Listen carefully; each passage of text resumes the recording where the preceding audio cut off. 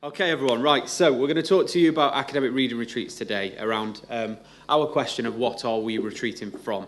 My name's Chris Little, this is Angela Reid. We both work as part of Student Learning, which is a part of KIITE.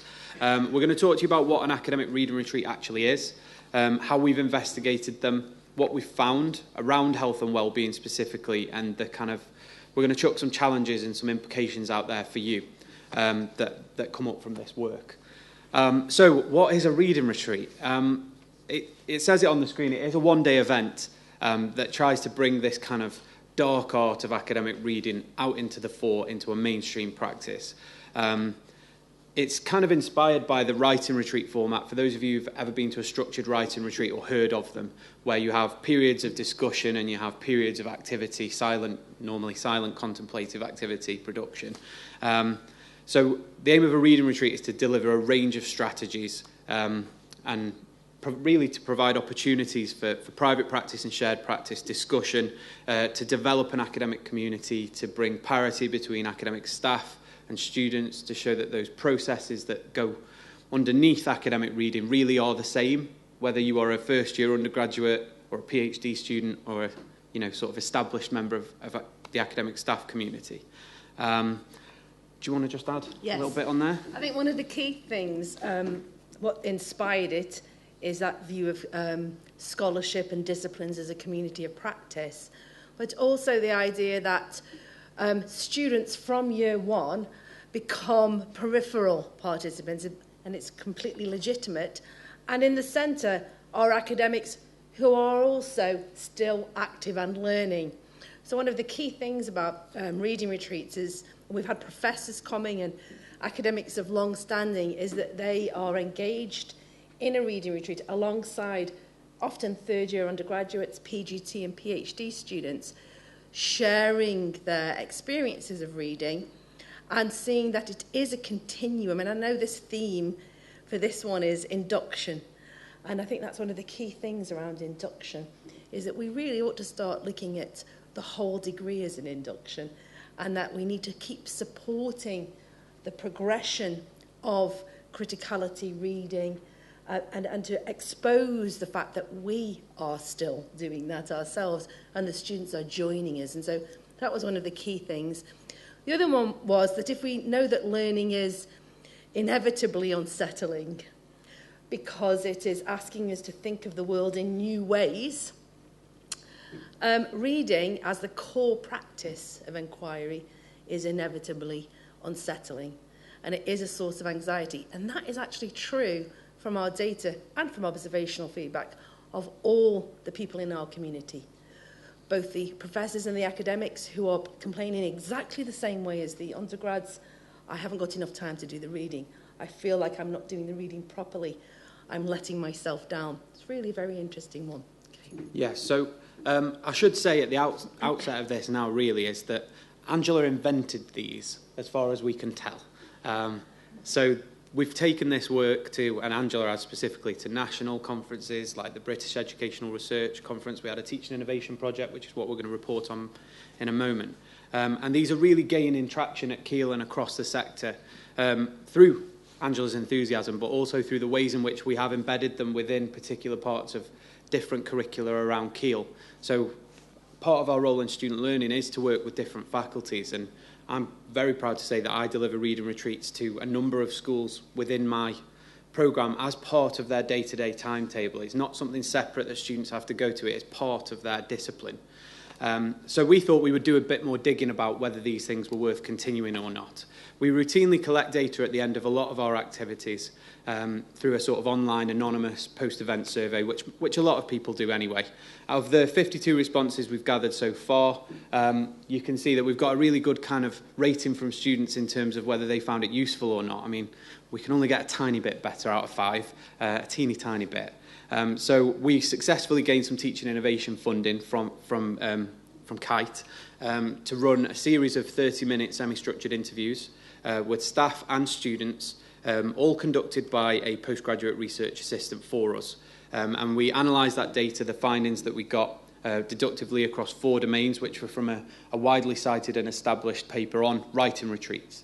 So the framework and the thematic groupings that they found about writing retreats, we kind of analysed ours with across affective, social, cognitive and autobiographical domains, trying to work towards a greater understanding of the effectiveness of these things and to kind of supplement with a consideration of how it feeds into a sense of identity and a sort of autobiographical self, if you will. Thank you, Angela. Oh, thank you. Jump in.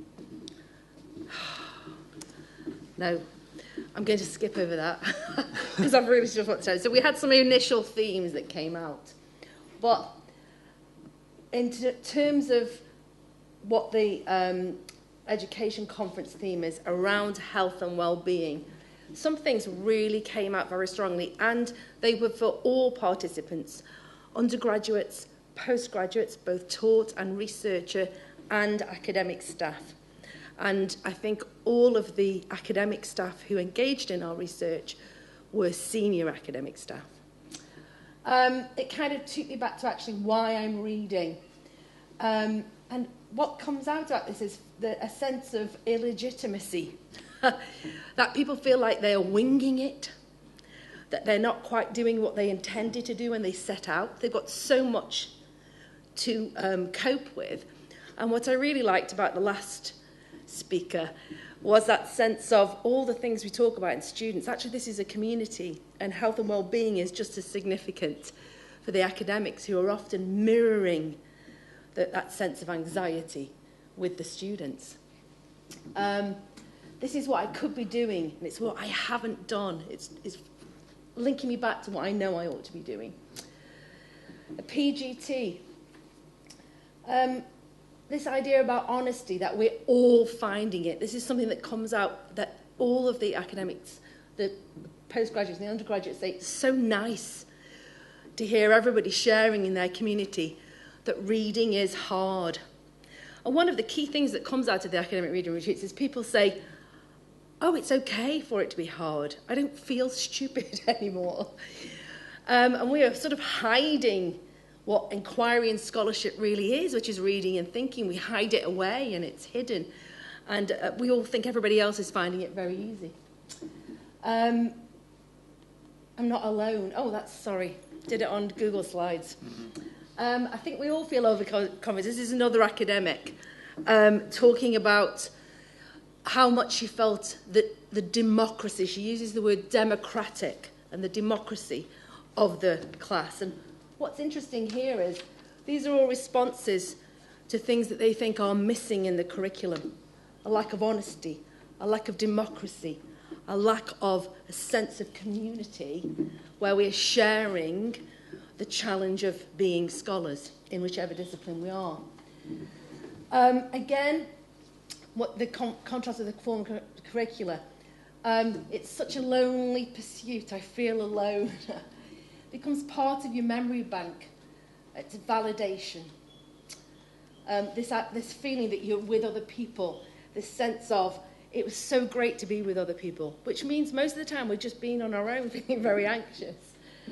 As a PGR student, everybody, wherever you are, struggles with academic reading at times. Oh, that one worked. And then another academic here. We're all at very, very, very different stages of our career and our research and our reading life, and yet we were all talking about the same problems. We were really good at giving each other solutions. I can learn from a PhD student who can learn from a senior lecturer. Here we go, the democracy and the humanity. I thought that was a really powerful